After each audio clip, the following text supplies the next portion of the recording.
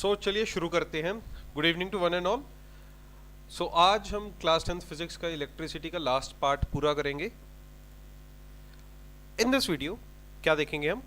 Electrical power, electric energy, commercial unit of electricity क्या होती है, and will talk about heating effect of current, और हम बात करेंगे हीटिंग इफेक्ट ऑफ करंट के बारे में। तो पहली स्लाइड से शुरू करते हैं। Electric power. Electric power is the electric work done per unit time. The rate of doing work is called power. जिस रेट पे, जिस स्पीड से हम वर्क कर रहे हैं उसको क्या कहते हैं? इलेक्ट्रिक पावर कहते हैं। इलेक्ट्रिक पावर क्या है? हमारे पास work done upon time taken. इसको रिप्रेजेंट करते हैं हम कैपिटल पी से। Capital P is equal to work done W upon T, time taken. हमें ये बात का ध्यान रखना है, वर्क की ऐसे यूनिट हमारे पास क्या है? जाउल है। एंड द ऐसे unit of time is second. ठीक है, ये बात आपने ध्यान में रखनी है। The unit of power is joule per second. ऐसे यूनिट हमारे पास क्या है पावर की? वॉट। द ऐसे unit of power is what, यही लिखा हुआ है। वॉट इज द ऐसे यूनिट ऑफ पावर। अब 1 वॉट को डिफाइन करने की हम कोशिश करते हैं। 1 वॉट क्या होता है? The power is said to be 1 watt when a work of 1 joule, 1 joule काम किया जा रहा है कितनी देर में? 1 सेकंड में। 1 watt is equal to 1 joule per second. जब 1 जाउल काम हर सेकंड किया जा रहा है, that is known as 1 watt. ये डेफिनेशन आपके स्कूल पॉइंट ऑफ व्यू से काफी इंपॉर्टेंट है, तो इसे जरूर याद कर लिएगा। Definition of watt, 1 watt. Moving forward, watt work done, अब हमें पता है work done is equal to V into I into T. So let us go into the detail. ये कैसे आया हमारे पास? हमें पता है V is equal to W upon Q. हमें पता है potential difference is equal to work done upon Q charge, और हमें पता है I is equal to Q upon T. Yes sir, no? तो इस रिलेशन से मैं लिख सकता हूं Q is equal to I into T. Charge है मेरे पास, चार्ज आ गया करंट इंटू टाइम। यस, अब इसको मैंने यहाँ पे सब, तो मेरे पास आ गया work is equal to V into I into T. ठीक है, v into I into T. अब पावर मेरे पास क्या है? Work done upon time. So मैंने जब इस एक्सप्रेशन को सब्स्टिट्यूट किया यहाँ पे, v into I into T divided by time. So ये टाइम से टाइम मेरा क्या हो गया? कैंसल आउट हो गया, और मेरे पास पावर का एक नया एक्सप्रेशन आ गया। Power is equal to v into I, which means electric power is equal to potential difference into current. Electric power किस चीज के बराबर है? Potential difference into current. Power को मैं लिख सकता हूँ voltage into current, which is equal to v into I. ये है हमारा पावर का सेकेंड फॉर्मूला जो हमने पढ़ा है। पहला है power P is equal to W upon T, rate of doing work, उसे हम क्या कहते हैं? पावर कहते हैं। मूविंग ऑन, अब पावर P को हमने एक्सप्रेस करना है किसमें? In terms of current and resistance. Power in the terms of current and resistance. हमें पता है ओम्स लॉ से क्या वीर हमने याद किया था, वीर से we know that V is equal to I into R. अब मेरे पास फॉर्मूला है power is equal to V into I. तो यहाँ पे मैंने V की वैल्यू सब्स्टिट्यूट कर दी ओम्स लॉ से इस चीज में, तो मेरे पास आ गया power is equal to I into R into I. तो क्या बन गया? I square into R. तो पावर का मेरे पास in terms of current and resistance relation निकल के आया, that power is equal to square of current into resistance. I hope this is clear. ये हमारा थर्ड रिजल्ट है इलेक्ट्रिक पावर के लिए। अब चौथे रिजल्ट की ओर चलते हैं, power in terms of potential difference and resistance. Similarly जैसे हमने पहले देखा, हम ओम्स लॉ से लेंगे वीर से, v is equal to I R से, we can write v upon r, potential difference upon resistance is equal to current. So मेरे पास रिलेशन है power is equal to v into I. तो इसमें इस टाइम मैं क्या करूँगा? मैं वैल्यू सब्स्टिट्यूट कर दूंगा i की, v इंटू आई में मैं इस i की जगह पे ये वैल्यू सब्स्टिट्यूट करूंगा. So what do I get v into v divided by r. So I am at the result power is equal to v square by r and this is my fourth result for power. आइए अब इन पे एक बार जल्दी से निगाह डाल लेते हैं, जल्दी से इनको देख लेते हैं.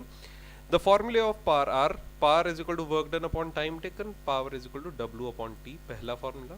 Power is equal to voltage into current or potential difference into current, V into I. Second formula. Power current square into resistance, I square into R. Third formula. Fourth, voltage square upon resistance, voltage square divided by resistance, V square by R. ये है हमारा fourth formula. इन चारों formula को use करते हुए बहुत से numericals available है इन न्यूमरस बुक्स. आप उनको ज़रूर ट्राई करिएगा. हम एक दो न्यूमेरिकल्स खुद करके देखते हैं. ओके, उससे पहले let's see power voltage rating of electrical appliances. अब हमारे घर में बहुत सारे इलेक्ट्रिकल अप्लायंसेस होते हैं, जैसे ट्यूब लाइट्स होते हैं, इलेक्ट्रिक फैंस होते हैं, एसी होता है, रेफ्रिजरेटर होता है, वॉशिंग मशीन होती है. हम उन सब की या उनमें से कुछ की इलेक्ट्रिकल अप्लायंसेस की पावर वोल्टेज रेटिंग पता करते हैं. तो ट्यूब लाइट जो हमारे पास पहला चीज़ है, यूजुअली ट्यूब लाइट होती है हमारे पास 40 वॉट की. उसकी यूजुअल वोल्टेज जिस पे वो काम करती है दैट इज़ 220 वोल्ट्स, और जो करंट वो लेती है that is 0.18 ampere. Clear. Next हमारे पास है इलेक्ट्रिक फैन. इलेक्ट्रिक फैन जो कि है हमारे पास ये 100 वॉट के करीब होता है, 220 वोल्टेज पर ही चलता है and it takes a current of about 0.45 amperes. Electric iron की बात करें अगर 750 watt 750 watts using on a voltage operating on a voltage of 220 volts and it draws a current of 3.4 ampere. 3.4 ampere का current ये draw करती है. Electric heater की बात करें, इलेक्ट्रिक हीटर जो है हमारे पास एक हैवी अप्लायंस में आ जाता है. It draws a power of 1000 what. अब 1000 वॉट को मैं 1 किलो वॉट लिख सकता हूँ, ध्यान रखिएगा.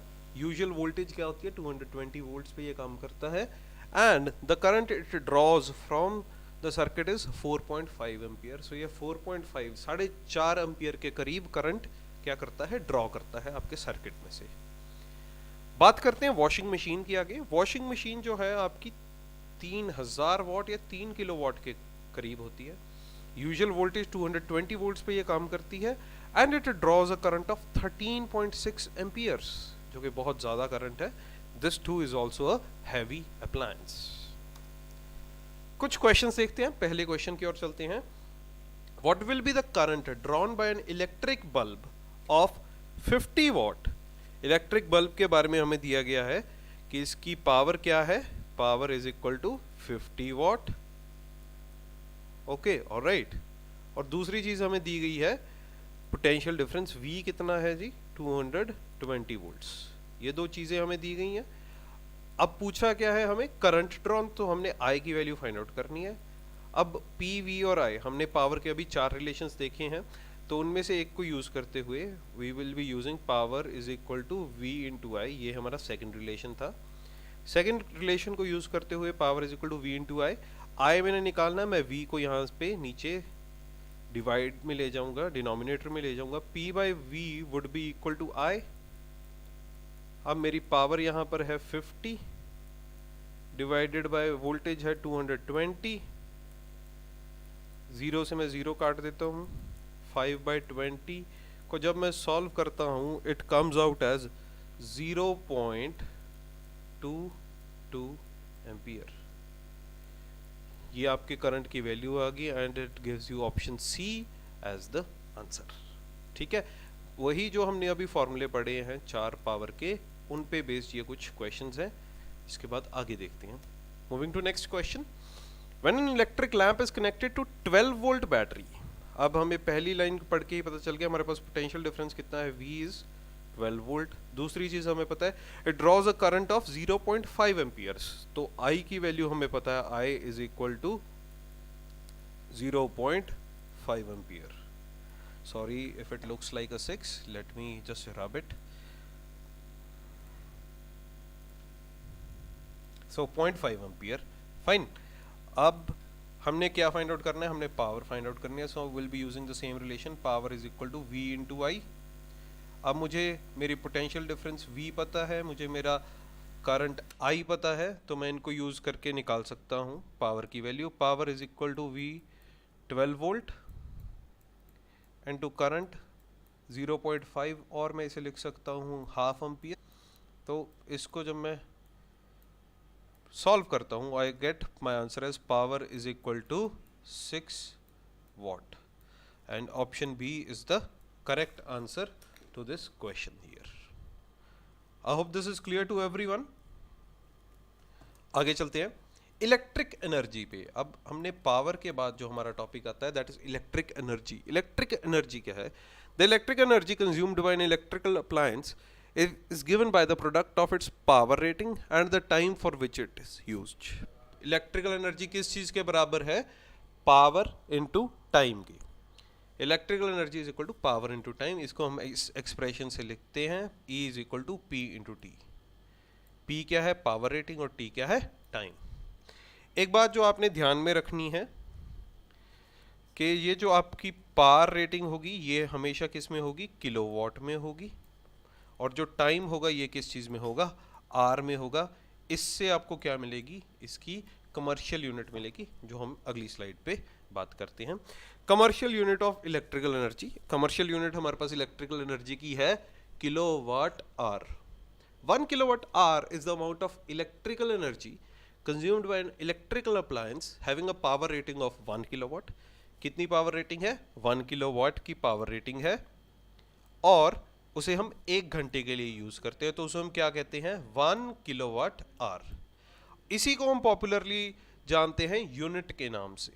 यूनिट जो आपने ये इस फिगर में आप देख सकते हैं, हमारे पास मीटर है जो घर में लगा हुआ होता है, domestic electricity metre.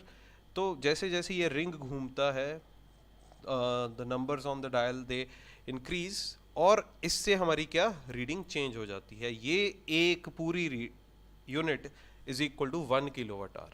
The unit that are represented in your electricity meter are in kilowatt hours.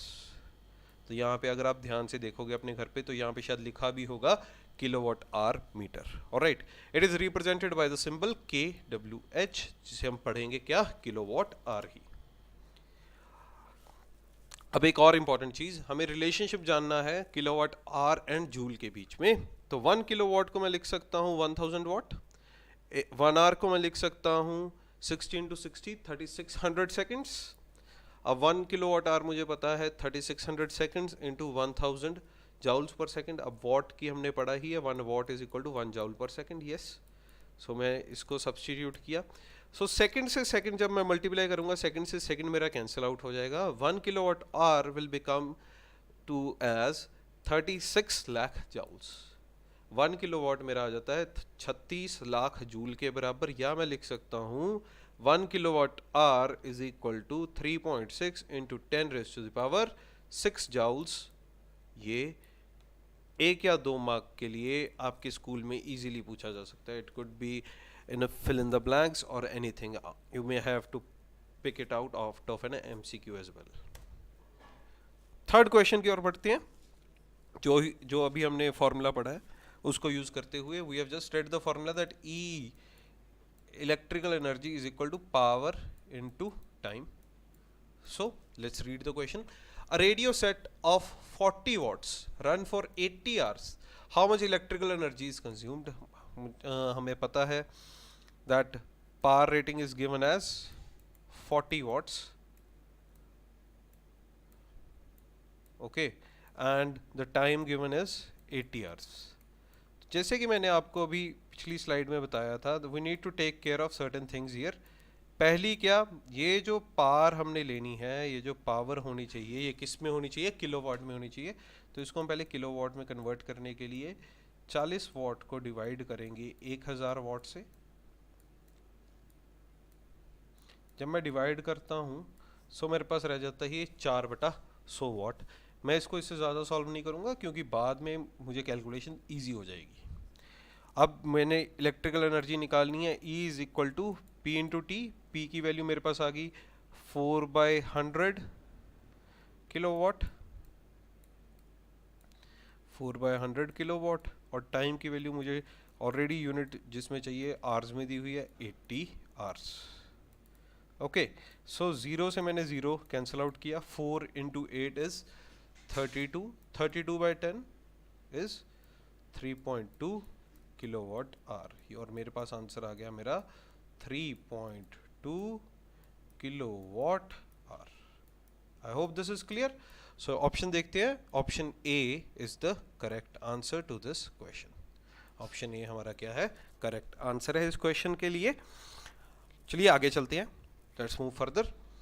अब how to calculate the cost of electrical energy consumed. अब हमें यह भी पता चल गया कि जी यूनिट क्या होती है। अब हम ऐसे क्या पता कर सकते हैं कि हमारा बिजली का बिल कितना आएगा, या कितने पैसे खर्च कर दिए हमने एक दिन में, या हमारी डोमेस्टिक इलेक्ट्रिसिटी कंजम्पशन, या हमारा डोमेस्टिक डेली एवरेज बिल कितना है। You can easily find out this thing.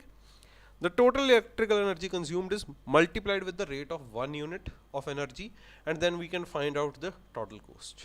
तो हमें यूनिट्स तो हमने मेजर कर ली कि कितनी है, अब हमें क्या पता होना चाहिए, the rate of 1 unit. 1 unit का रेट अगर हमें पता होगा, so we can multiply it and we can easily find out क्या, we can easily find out the rate. जो हमने पार लेनी है वो किलोवाट्स में, एंड टाइम लेना है आवर्स में। कॉस्ट क्या होगी हमारी, यूनिट्स कितनी है किलोवाट आवर में, और रेट कितना है, उस हिसाब से we can find out the required thing. इस क्वेश्चन को ध्यान से पढ़ते हैं। An electrical motor takes 5 ampere current from a 220 volt supply line. पहली चीज जो हमें पढ़ के पता लगी, that current I is 5 ampere, let's note it down. दूसरी चीज हमें पता चली, V पोटेंशियल डिफरेंस कितना है जी, 220 वोल्ट्स। ओके, कैलकुलेट पार। तो दूसरी लाइन पढ़ते पढ़ते मुझे पता चल गया, तो पहली चीज इन्होंने मुझसे क्या पूछी है, पावर पूछी है। Electrical energy consumed by it in 2 hours, इन्होंने मुझे टाइम दे दिया है। टाइम कितना है जी, 2 आवर्स,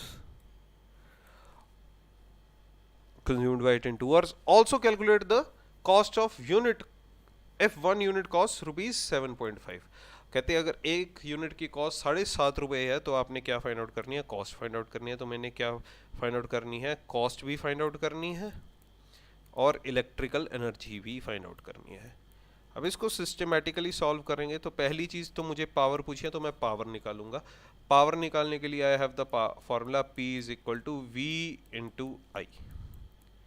क्लियर, पावर निकालने के लिए ये फॉर्मूला है, तो V मेरी है 220, यस 220 इंटू करंट है 5 ampere into 5, and it comes out as 1100। Clear, 1100 watt आ गई मेरी क्या, इस इलेक्ट्रिक मोटर की पावर। Fine, next part. अब हमने क्या फाइंड आउट करनी है, electrical energy consumed in 2 hours. अब 2 घंटे में कितनी इलेक्ट्रिक एनर्जी यूज करती है। सो E का फॉर्मूला क्या है, E है हमारे पास, E = power into time. Yes, power into time. अब मेरे पास पावर क्या थी, 1100 वॉट्स, बट एक कंडीशन क्या है होती है, मैंने यहाँ पे इसको किस में लेना है, किलो वॉट्स में लेना है। टाइम मुझे दिया हुआ है ऑलरेडी 2 घंटे। सो मैं 0 से 0 काटता हूँ, 0 से 0 काटता हूँ, what I am left with 11 × 2 22, 22/10 it's 2.2 kilowatt hour. ये क्या आ गया मेरी जी, इलेक्ट्रिकल एनर्जी कंज्यूम्ड, यानी मेरी उसने 2.2 यूनिट्स ऑफ इलेक्ट्रिसिटी यूज कर ली। क्लियर। अब इससे आगे नेक्स्ट पार्ट में मुझे पूछा है that also calculate the cost if 1 unit cost ₹7.5। अब एक यूनिट की कॉस्ट निकालनी है, सॉरी एक यूनिट की कॉस्ट दी हुई है ₹7.5 और हमने 2.2 यूनिट्स की कॉस्ट निकालनी है। सो कॉस्ट क्या होगा हमें पता है, यूनिट्स इनटू रेट। यस, तो यूनिट्स है मेरे पास 2.2 और रेट है मेरे पास 7.5 पर यूनिट, राइट। इसको जब मैं मल्टीप्लाई करता हूँ, so I get the answer 16.5 rupees. ये मेरे पास क्या आ गया जी, आंसर आ गया कि मेरी जब 2.2 यूनिट्स ऑफ इलेक्ट्रिसिटी यूज़ हुई at the rate of 7.5 rupees, तो मुझे इतने पैसे पे करने पड़े। Clear? I hope this is going good, going fine with everyone. अगले टॉपिक पे चलते हैं हम। What are the effects produced by electric current? अब इलेक्ट्रिक करंट जब किसी भी बॉडी में से मूव करेगा, it can produce a lot of effects. It produces a lot of effects. आइए बात करते हैं उनके बारे में। And electric current can produce three important effects. Three important effects produce करता है। Number first is heating effect, number two magnetic effect, and number three is chemical effect. अब इस लेक्चर में, इस very chapter, in this very chapter, हमारे syllabus में है heating effect. Magnetic effect of current जो है will be reading in magnetic effects of current electricity, जो हमारा फिजिक्स का 10th क्लास का सेकंड चैप्टर है। एंड जो केमिकल इफेक्ट है that will be reading in higher classes, वो क्लास 11th एंड 12th में हम जरूर पढ़ेंगे। मे बी BSc BTech में आगे will definitely read. Heating effect of current. When an electric current is passed through a high resistance wire, बात पे ध्यान दीजिएगा, high resistance wire like nichrome wire, the resistance wire becomes very hot and produces heat. This is called the heating effect of current. इसे हम क्या कहते हैं कि जब करंट किसी वायर में से करंट पास करता है, ओके, वो वायर की रेजिस्टेंस क्या है? हाई है। जब किसी हाई रेजिस्टेंस वायर से करंट पास करता है तो वो क्या हो जाती है? गर्म हो जाती है। It starts radiating heat. तो इसे हम क्या कहते हैं? हीटिंग इफेक्ट ऑफ करंट कहते हैं। अब हीटिंग इफेक्ट ऑफ करंट हमारे पास आया कहाँ से? एक साइंटिस्ट जाउल ने ये एक्सपीरियंस किया। उन्होंने देखा the heat produced in a wire is directly proportional to the square of the current। पहली चीज उन्होंने पाई कि जो हीट प्रोड्यूस हुई है वायर में वो डायरेक्टली प्रोपोर्शनल है करंट के स्क्वायर के। और उन्होंने ऑब्जर्व किया the heat produced is directly proportional to the resistance of the wire. तीसरी चीज उन्होंने देखी that heat produce is directly proportional कि मैं कितने टाइम के लिए करंट पास करता हूँ। अब इन तीनों चीज़ों को जोड़ के equation, let's say this is equation 1, this be equation 2 and this be equation 3, तीनों को जोड़ के मेरे पास रिलेशन बन के आता है H is equal to I square into R into T. ये है मेरा joules law of heating and this result gives us the heat produced in joules.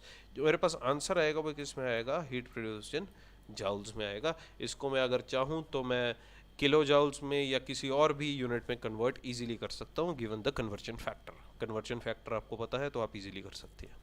Clear? आगे देखते हैं। एक बात जो आपने हमेशा इस इक्वेशन को सॉल्व करते हुए ध्यान में रखनी है, क्या? First thing, the current is taken is in amperes. Current जो भी आप लेंगे वो एम्पियर्स में लेंगे। फाइन। दूसरी चीज, जो रेजिस्टेंस आप लेंगे वो ओम्स में लेंगे। और अनलाइक प्रीवियस क्वेश्चंस जैसे पार के केस में या वहाँ पर हमने टाइम को आवर्स में लिया था, यहाँ पर टाइम को हम किस में? सेकंड्स में लेंगे। ये बात आपने ज़रूर ध्यान रखनी है। क्लियर? अब इसकी कुछ एप्लीकेशंस हैं हीटिंग इफेक्ट ऑफ करंट की। It is utilized in the working of electrical appliances such as electric iron, electric kettle, electric toaster, electric oven, room heaters, water heaters, geysers etcetera. आप जैसे image में देख सकते हैं, first image आपको दिखा रही है एक इलेक्ट्रिक हीटर, केटल सॉरी, जो आप पानी गर्म करने के लिए या चाय बनाने के लिए, या होस्टलर्स मेस में होस्टलर्स इसको मैगी बनाने के लिए भी यूज़ करते हैं। Fine. The second image shows an electric oven. Third image आपको दिखा रही है एक इलेक्ट्रिक गीजर। ठीक है, अगली एप्लीकेशन देखते हैं। The heating effect of electric current is utilized in electric bulbs for producing light. ये मैंने जो इमेज यहाँ पे शो किया, this is a tungsten filament bulb. जो नॉर्मल आपके पास येलो बल्ब होता है घर में, तो टंगस्टन फिलामेंट बल्ब है ये। टंगस्टन फिलामेंट बल्ब की खास बात क्या है? जब इसमें से करंट पास होता है, it becomes extremely hot. Tungsten has high resistance. Resistance क्या है? हाई है as compare to other metals. तो ये हाई रेजिस्टेंस होने के कारण ये क्या होता है जी? गर्म हो जाता है। वही हम देख रहे हैं, H is equal to I square into R into T. Fine. तो इसकी हाई रेजिस्टेंस होने के कारण ये जब टंगस्टन मेटल गर्म होती है, it starts emitting heat and light. अब ओवर द ईयर्स हमें पता चला क्या इसकी बल्ब की एफिशिएंसी कुछ 40% ही है किसमें, लाइट के लिए, रेस्ट 60% ये किसको दे देता है, इन टर्म्स ऑफ हीट दे देता है। सो हमारे जुगाड़ू इंडियंस ने ये चीज़ निकाली। आप सभी ने आलू पैटीज या चीज़ पैटीज खाई होंगी। So they have started using these bulbs to heat up their patties. उन्होंने लाइट वाले एलिमेंट को छोड़ के इस चीज़ के हीट वाले एलिमेंट को यूज़ करना पसंद किया। फाइन, अगली चीज़ देखते हैं। It is use in electric fuse for protecting house hold wiring and electrical appliances. ये जो आपने फर्स्ट इमेज में आप देख सकते हैं, ये फ्यूज़ आपके मेन बॉक्स में जहाँ पे आपका मीटर या मेन स्विच होता है वहाँ पर लगे हुए होते हैं, ऐसे एक या मल्टीपल फ्यूज़ेस। और ये जो एक छोटा फ्यूज़ आप देख रहे हैं ये आपके वेरियस इलेक्ट्रॉनिक अप्लायंसेस में होता है, इलेक्ट्रिक अप्लायंसेस में होता है, जो बचाता है उनको इन केस करंट ज़्यादा आ जाए या फ्लक्चुएशन हो जाए। तो एक क्वेश्चन करते हैं जल्दी से, फिर देखते हैं। क्वेश्चन है कैलकुलेट द हीट प्रोड्यूस्ड। अब हमने क्या फाइंड आउट करनी है, हीट फाइंड आउट करनी है। H question mark when 96,000 coulomb of charge, मुझे दिया हुआ है Q की वैल्यू दी हुई है 96,000 coulomb transferred in 1 hour through a potential difference of 50 volts. तो मुझे टाइम दे दिया है, टाइम इज 1 आवर, फाइन, और V पोटेंशियल डिफरेंस दे दिया है मुझे 50 वोल्ट्स। क्लियर। तो इस क्वेश्चन को करने के लिए पहले मुझे, अब हीट का फॉर्मूला होता है H is equal to I square into R into T. ना तो मेरे पास I है ना मेरे पास R है, तो मुझे ये पहले दोनों चीज़ें निकालनी होगी। I निकालते हैं, करंट निकालते हैं। I is equal to Q upon T। तो यहाँ पे Q चार्ज कितना है 96,000 और टाइम कितना है, टाइम आपने यहाँ पर याद रखना है, टाइम किस में होगा, हमें सेकंड्स में लेना होगा। 1 hour is equal to 3600 seconds, 60 minute, और हर मिनट में कितने 60 ही second, so it turns to be 3600 seconds. Clear. मैं 00 से 00 काटी तो मेरे पास रह गया 960 अपॉन 36। उसको मैं 6 से काटता हूँ तो ये आ गया 6 और ये यहाँ पर आ गया 160, राइट। फाइन, अब इसको मैं फिर से डिडक्ट करता हूँ, डिवाइड करता हूँ 2 से, so I am left here with 3 और यहाँ पर आ जाता है मेरा 80।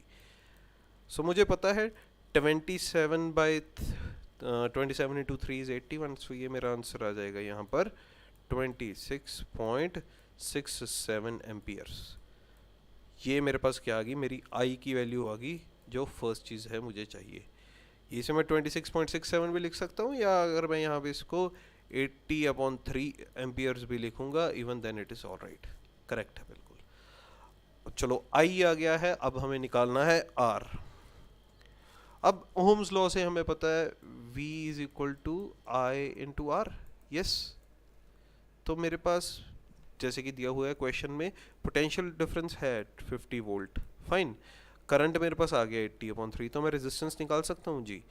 तो V by R is equal to I, sorry, V by I, let's cut it, V by I is equal to R. Yes, fine, तो मैं वैल्यू सब्स्टिट्यूट करता हूँ। तो V की वैल्यू है हमारे पास 50 और I की वैल्यू है 80/3।